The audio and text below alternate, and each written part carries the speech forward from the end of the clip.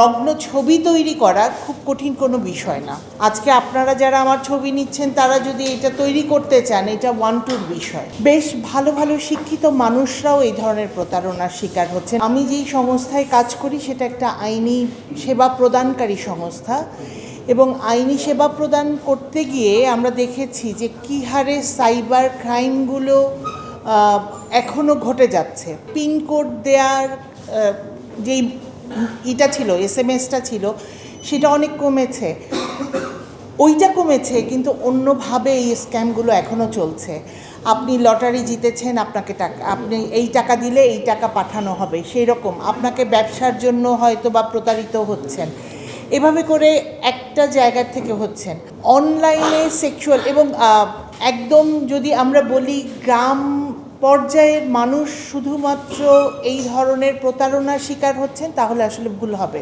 বেশ ভালো ভালো শিক্ষিত মানুষরাও এই ধরনের প্রতারণার শিকার হচ্ছেন। এবং ধরেন আমরা ব্যাংকে চাকরি করেন বা NGO-তে চাকরি করেন, এই ধরনের সবাইকেই আমরা সব শ্রেণীর মানুষ আমরা পাচ্ছি যারা এই প্রতারণার শিকার হয়ে আইনি সেবাটা নিতে আসেন। মোবাইল ফোনটা যেহেতু আমাদের একদমই খুবই সহজলভ্য এখন একটি বিষয়, এবং AI-টাও খুব সহজলভ্য একটি বিষয়।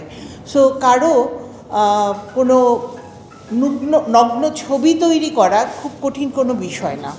আজকে আপনারা যারা আমার ছবি নিচ্ছেন তারা যদি এটা তৈরি করতে চান, এটা ওয়ান টুর বিষয়। সেটা না হয় পরে প্রমাণিত হবে এটা আসল ছবি না নকল ছবি, কিন্তু তার আগে কিন্তু আমার সম্মান অনেকটাই নষ্ট হয়ে গেল।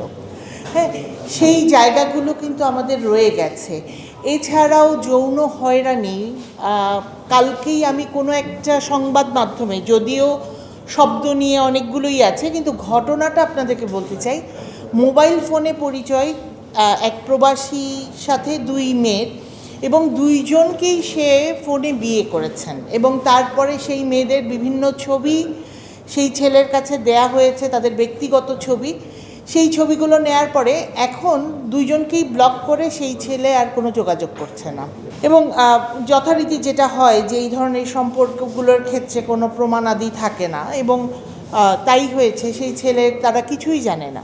যুক্তরাষ্ট্রের 1 নম্বর জিম চেইন গোল্ড জিম এখন আবারও বাংলাদেশে।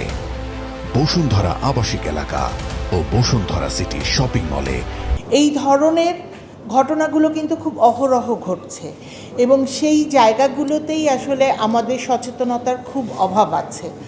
যে আমরা চাইলেই আমাদের পাসওয়ার্ড দিয়ে দিচ্ছি, বিশেষ করে যার সাথে আমার প্রেমের সম্পর্ক হচ্ছে বা বন্ধুত্বের সম্পর্ক হচ্ছে, এর মধ্যে আমাদের কাছে একজন প্রবাসী এসেছেন তার কন্যাকে নিয়ে। সেই কন্যার যার সাথে সম্পর্ক হয়েছে সেই ছেলেও বাংলাদেশে, সেই মেয়ের পাসওয়ার্ড নিয়ে গেছেন, আইফোনের পাসওয়ার্ড। আমরা সাধারণত বলি যে আইফোনটা একটু সিকিউর করবে, কিন্তু তার ইন্টিমেট পার্টনারকে পাসওয়ার্ড দিয়ে দিয়েছেন।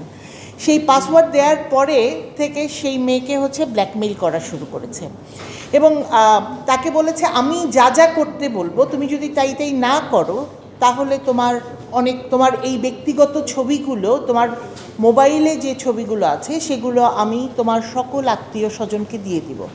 এই ধরনের একটি হুমকি। এটা শুধু প্রেমিক বা প্রেমিকা দিচ্ছে তা না, এটা কিন্তু হাজব্যান্ড ওয়াইফও এই একই ধরনের ঘটনাগুলো আমরা পেয়েছি। তো এই যে পাসওয়ার্ড বিনিময়, সেইগুলোও কিন্তু একটা ভয়ঙ্কর ঘটনার সম্মুখীন করে তোলে একজন মানুষকে। এই বিষয়গুলোর জন্যই আসলে বেশি করে সচেতনতার প্রয়োজন।